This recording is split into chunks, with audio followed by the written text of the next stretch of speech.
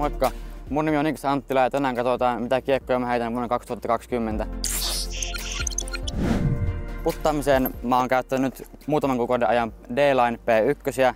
Mä vaihoin näihin sen takia, että nämä on vähän suorempia ja matalampia kädessä ja tuntuu paremmalta kun lähdetään puttaamaan. Aina kun mä otan nää käteen, tuntuu tosi hyvältä ja luotettavalta, että nämä menee koriin joka kerta. Heittoputteleita multa löytyy Bagista 3 kappaletta. Alivakaampana löytyy Sensei. Tää on tosi suora kautta hieman alivakaa. Käytän semmosia hysseflippiheittoihin ja oikealle kääntäviin heittoihin rystyllä. Sitten löytyy suhteellisen uutena Lux Linkki. Tää on vähän sitten vakaampi, eli tällä voi heittää jopa hyssyheittoja ja semmosia suoria, mitkä vähän flexaa ja feidaa lopussa vasemmalle. Sitten löytyy tällä hetkellä mun uusi lemppari tulokas bagissa, eli Ratio Claw, tää Eagle McMahonin Vapor Tactic.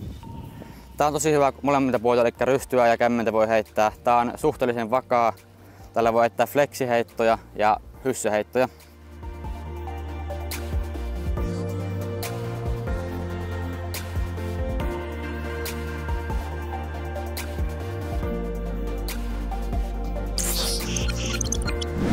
Sitten mun lemppariosio eli midarit. Näitä mä tykkään heittää kaikkein eniten ja näissä mä oon ehkä paras ja vahvimmillani. Alivakaimpana löytyy tosi vanha Glow C-Line MD3. Tää on itse asiassa mun eka Discmanian kiekko ikinä bagissa.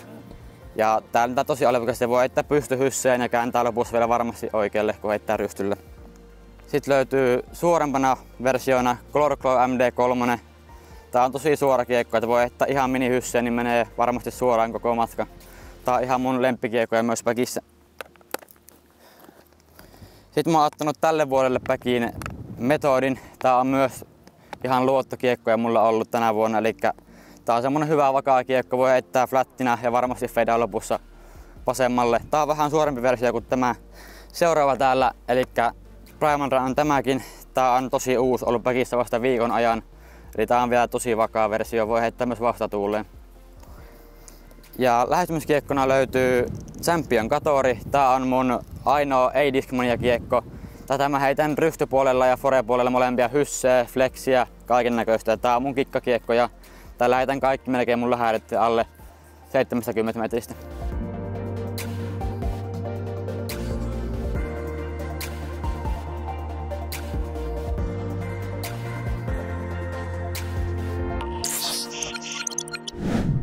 Sitten meikän fairway driverit. Alivakaampana multa löytyy tulokkaana jälleen Essence. Tää on tosi hyvä uusi kiekko mun bagissa. Tää menee joka kerta varmasti oikealle kun heittää rystyheitolla ja pitää kulman loppuun asti joka kerta. Sitten löytyy tosi vanha kiekko. Tää on Second Runin FD. Tää on edelleen erittäin suora kiekko. Lentää suoraan ja ottaa jopa ehkä vähän feidia lopuksi. Sitten löytyy tää uuden runin FD2. Tää on ihan kuin toi Second Runin FD uutena.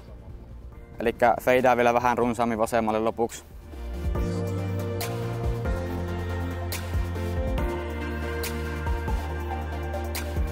Sitten löytyy mun bagin luottokiekko eli FD3. Näitä löytyy 3 kappaletta. Näitä heitän molemmilta rystyltä ja kämmeneltä tosi paljon. Alivakaampana löytyy tää Color Glow FD3. Tää on ihan erittäin hyvä kiekko kämmen puolelta, tuntuu hyvältä kädessä ja lentää vähän suoremmin kuin nämä muut FD3. Seuraavaksi löytyy Glow FD3. Tää on jo tosi ylivakaa, eli tätä voi heittää flexiheittoja molemmilta puolilta sinne 120 metriä asti. Ja kaikkein vakaampana tää Doombit 3 Svirly S-Line muovilla. Tää on tosi flätti. Tuntuu hyvältä kädessä, varsinkin fore-puolelta. Tää on mun bagin ylivakain kiekko tällä hetkellä. Sitten löytyy bagista pari PDtä. Alivakaampana löytyy varmaan 3 vuotta ollut bagissa tämmönen S-Line PD. Tää kääntää reilusti yli ja tulee lopussa vähän takaisin. Sen 130 metriä asti voi tällä heittää. Erittäin suora kiekko. Ja tällä kaudella on ollut varmaan käytetyn kiekko tää Lone Howl PD. Tää on semmonen vakaa luotettava PD. Tällä voi heittää hysseä suoraa ja flexiheittoja sinne 120-130 metriä asti. Tää on ollut ihan huikea lisäys tänä vuonna Bagissä.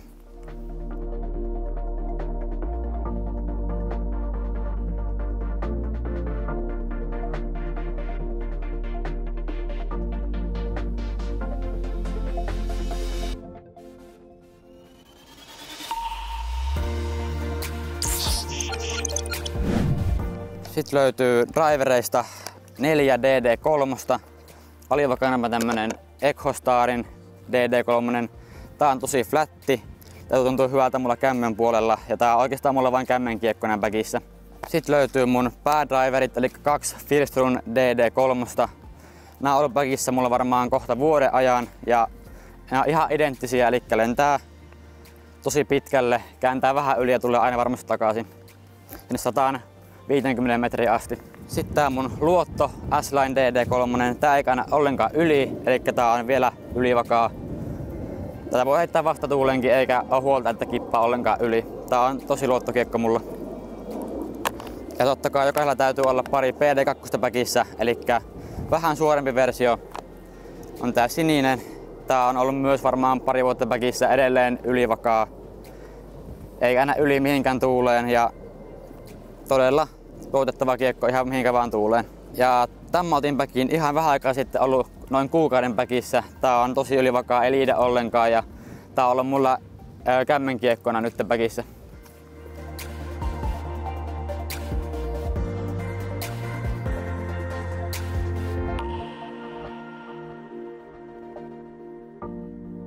Baginä mulla löytyy tää Discmanian kesän uutuus Expedition Bag. Tää on tosi hyvä, tänne mahtuu monta kiekkoa ja tukevat strapsit ja tuntuu hyvältä selässä.